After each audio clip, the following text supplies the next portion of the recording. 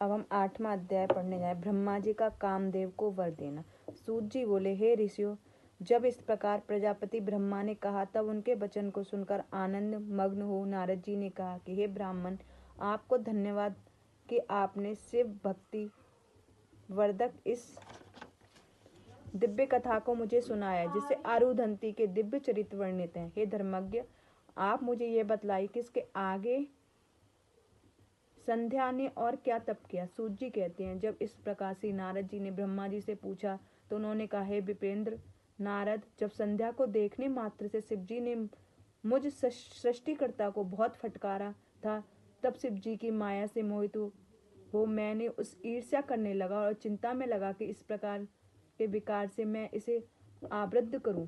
तब रति और मदन को देखकर मैं थोड़ा सा मुक्त युक्त हुआ। दक्ष आदि अपने पुत्रों के पास गया और उसने बोला कि मेरे दक्ष और मर्च मीरज आदि पुत्रों, तुमको ज्ञात है कि स्त्री को देखने मात्र से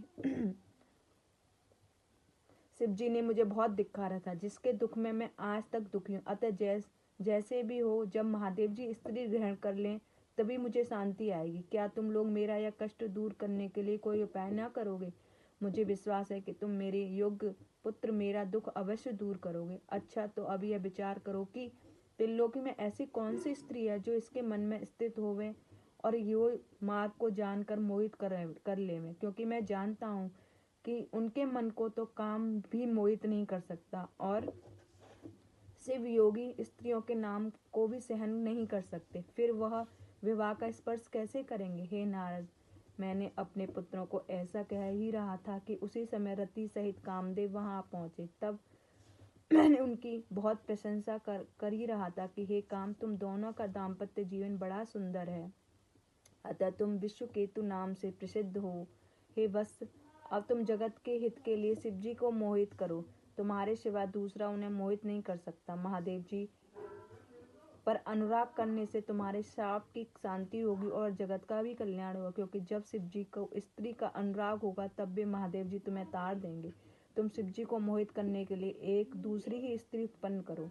हे नारद, तब मदन ने मुझसे कहा कि मैं आपका वचन पालन करना शिव जी को मोहित तो अवश्य कर दूंगा, किंतु स्त्री का निर्माण तो आप ही करें। जब कंदर्प के ऐसा कहने पर और प्रजापति दक्ष इस चिंता में पड़ गए कि किसके द्वारा उन्हें मोहित करूं, फिर तो चिंताग्रस्त में मेरी और उनकी श्वासों में जो सुरभित वायु निकली उससे पुष्प समूह से भूषित वसंत उत्पन्न कर दिया गया, जिसकी पुष्पित कमल कांति, पुष्पित ताम्र रस से नेत्र, संध्या से उदित चंद्रखंड सा मुख और सुंदर नासिका थी। उसके काले और घुंघराले केश, सूर्य सदृश 2 कुंडलों से शोभित, उन्मत्त गज जैसा अत्यंत मोटा और चौड़ा उसका कंधा, शंख सी ग्रीवा, चौड़ी छाती और उत्पन्न अंग भाग था।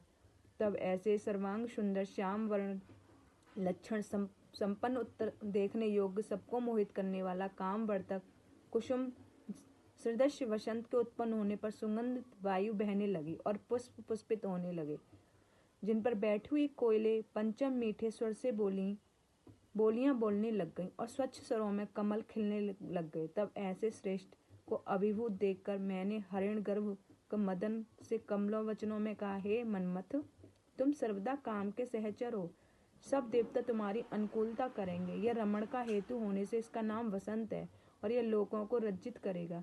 मलयाचल का इसका श्रृंगार रहेगा और तुम्हारा इसका सर्वदा मित्र भाव होगा, तथा यह सदैव तुम्हारे बस में रहेगा। रति की विभोकादि भावों से युक्त 64 कला तेरी प्रसन्नता करेंगी। अतः हे काम, तुम अपने इस बसंत के आदि सहचरों सहित रति के साथ ले जाकर शिव जी को मोहित करने का उद्योग करो। फिर सपनीक काम से प्रसन्न हो मेरे चरणों में प्रणाम किया और महादेव जी के स्थान को चले गए। ऐतिहासिक महापुराण द्वितीय शक्ति खंड का 8वां अध्याय समाप्त। जय गुरु जी। शुक्राना गुरु जी।